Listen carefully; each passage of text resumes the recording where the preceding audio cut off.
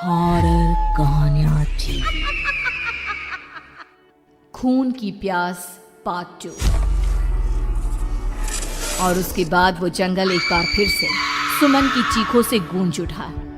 लेकिन आज की रात सुमन की चीखों को सुनने वाला वहां पर कोई भी नहीं था। अगर वहां पर कोई मौजूद था तो बस हरिया, जो कि अब एक भेड़िए में बदल चुका था। सुमन के बालों को पकड़कर घसीटते हुए वो जंगल के बीचों बीच एक जगह पर ले जा रहा था। अगली सुबह गांव में। अरे भाई, पता नहीं क्या बात है, अपने गांव का हरिया किसान और उसकी पत्नी सुमन दोनों गायब हैं। दोनों का कोई अता पता नहीं। अरे कैसी बातें कर रहे हो भाई, ये कब हुआ है? अरे पूरे गांव में खबर फैली पड़ी है। कल रात को दोनों खेत की तरफ जा रहे थे, लेकिन लौटकर आए ही नहीं। तो हो सकता है अपने खेत पर होंगे। पूरा गांव ढूंढ कर आया है भाई। जानते हो क्या मिला वहाँ पर? क्या हुआ भाई, क्या मिला? बताओ हमें, क्या मिला? अरे हरिया की पत्नी सुमन के कपड़े पड़े हुए थे। शरीर का एक एक कपड़ा फटा हुआ झोपड़ी के बाहर पड़ा था, लेकिन दोनों पति पत्नी का कोई पता ठिकाना नहीं था। अरे भाई, लेकिन उसका जो दोस्त है ना रामू किसान, उससे पता करके आते हैं ना। अब तक तो दोनों साथ ही खेत पर जाया करते थे। हाँ हाँ हाँ, हमें उसके घर जाना चाहिए भाई। चलो चलो वहाँ चलते हैं, चलो। वो सारे लोग रामू के घर पर पहुंचते हैं। रामू अपने घर के बाहर बैठकर हुक्का पी रहा था। आज सारे के सारे लोग टोली बनाकर मेरे घर क्यों आ रहे हैं? क्या कोई मर गया क्या भाई? अरे कैसी बातें कर रहे हो? तुम्हारा सबसे अच्छा दोस्त हरिया और उसकी पत्नी गायब है, और तुम यहाँ बैठकर हुक्का पिए जा रहे हो हैं? रामू ने अजीब सी नजरों से उन सब गांव वालों की तरफ देखा, जिसकी वजह से वो लोग एक बार के लिए डर गए। गायब है? अरे गायब नहीं है, मुक्ति मिल गई है। उन दोनों को मुक्ति मिली है। इस दुनिया में आकर हर इंसान पाप करता है, और उसे उसके पापों के लिए मुक्ति मिलना बहुत जरूरी है। अरे ये कैसी बहकी बहकी बातें कर रहे हो भाई, हैं? और इसका चेहरा अजीब सा क्यों लग रहा है? लगता है दोस्त के मरने का गम बैठ गया है। पागल हो गया है शायद ये पागल। ये बात सुनते ही रामू चीख कर जोर से चिल्लाते हुए कहता है, पागल मैं नहीं हूँ, पागल तुम सब हो। और ये शैतानी जंगल अब तुम में से किसी को नहीं छोड़ने वाला, सबको खा जाएगा। याद रखना मेरी बात। ए शैतानी जंगल? कैसा शैतानी जंगल? लगता है रामू पागल हो चुका है। हमें यहाँ से चलना चाहिए भाई, चलो चलो चलो। तभी रामू की पत्नी बाहर आती है। नहीं नहीं, आप लोग इनकी बात का बुरा मत मानिए। 2 दिन पहले हरिया के साथ खेत पर गए थे। जब से वहाँ से आए हैं तब से ऐसी ही बातें कर रहे हैं। भगवान जाने ऐसा क्या देख लिया उन्होंने, खेत में कुछ भी बड़बड़ाते रहते हैं। लेकिन गांव के लोगों ने कमला की कोई बात नहीं सुनी, और वो सब वहां से चले गए। रात अब धीरे धीरे ढलने लगी थी। तभी अचानक किसी ने धीमी सी आवाज में रामू को पुकारा। रामू, आ जाओ, मैं तुम्हारा इंतजार कर रहा हूँ। और सुनो, अपनी पत्नी को साथ लेकर आना, नहीं तो काम अधूरा रह जाएगा। ये आवाज सुनते ही रामू के चेहरे पर शैतानी मुस्कुराहट आ जाती है।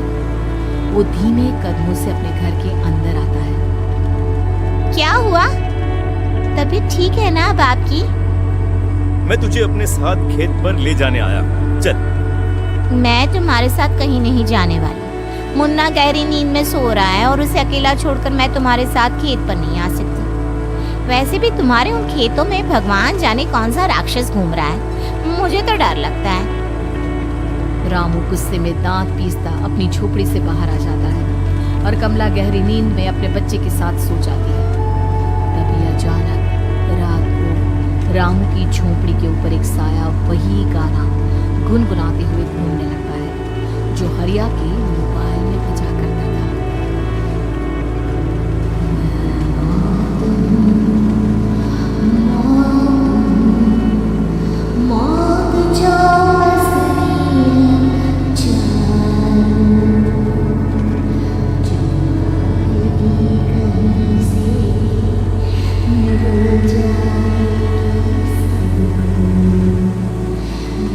मैं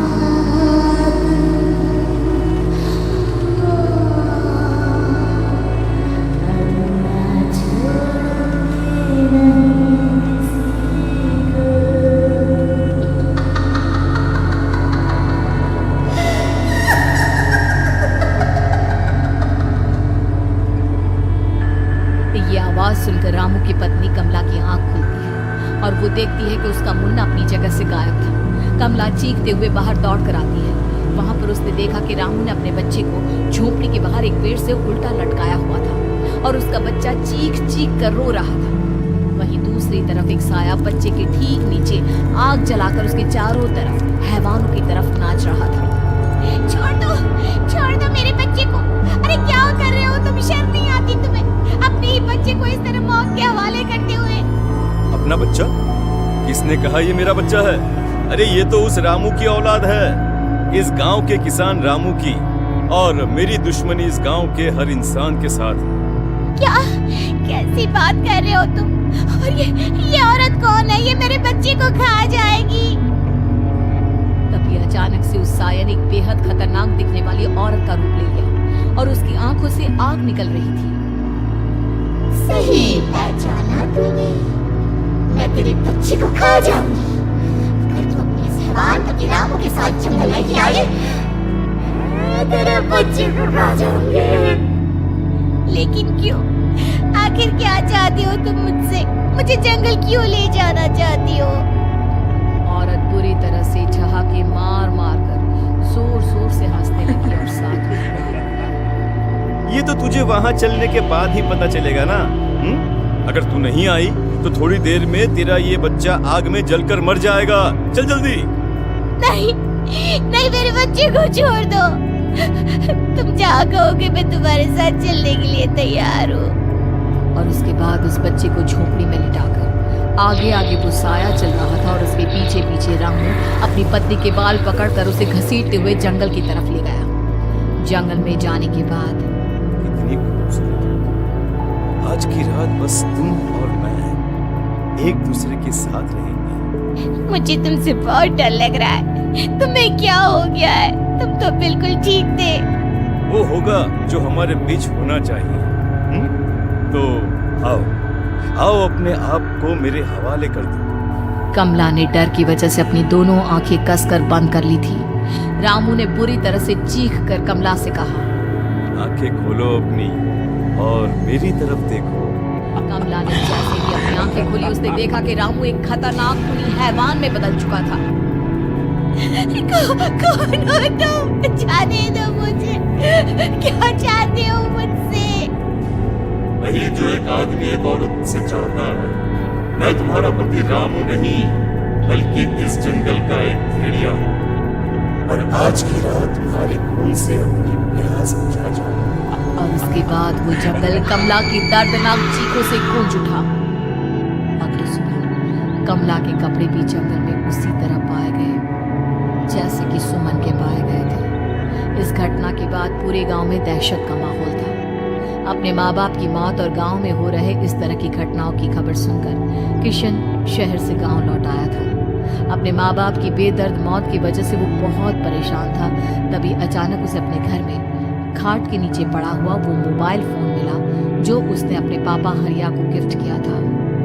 अरे कितने प्यार से पापा के लिए मोबाइल फोन लेकर आया था।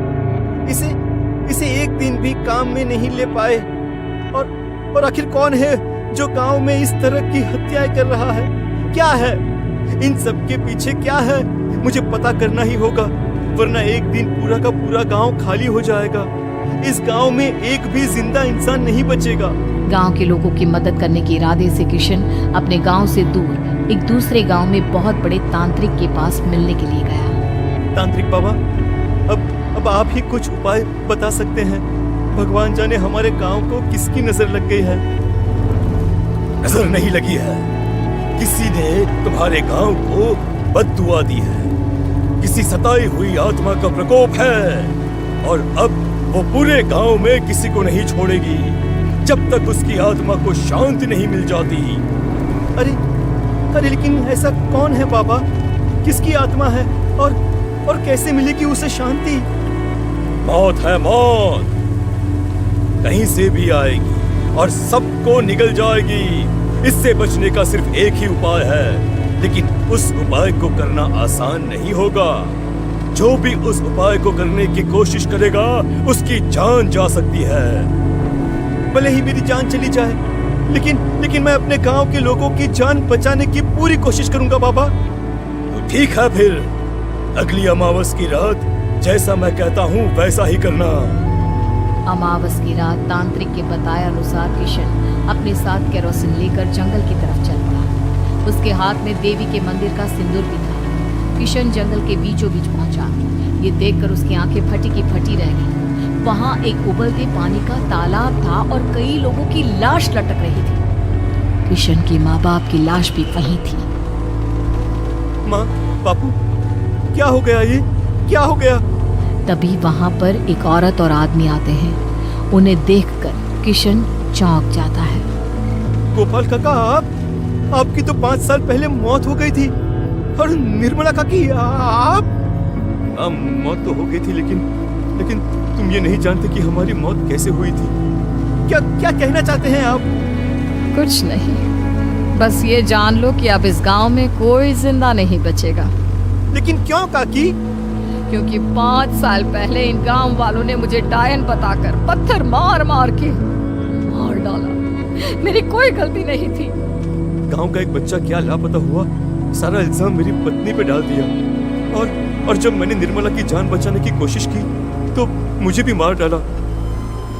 आपके साथ ये बहुत गलत हुआ काकी, लेकिन आप जो कर रहे हैं वो भी सही नहीं है ना? तुम यहाँ से चले जाओ वरना तुम भी नहीं बचोगे। हमारी आत्मा पिछले 5 साल से मुक्ति के लिए भटक रही है। चले जाओ यहाँ से। मौका देखकर किशन सिंदूर उन दोनों के ऊपर डाल देता है।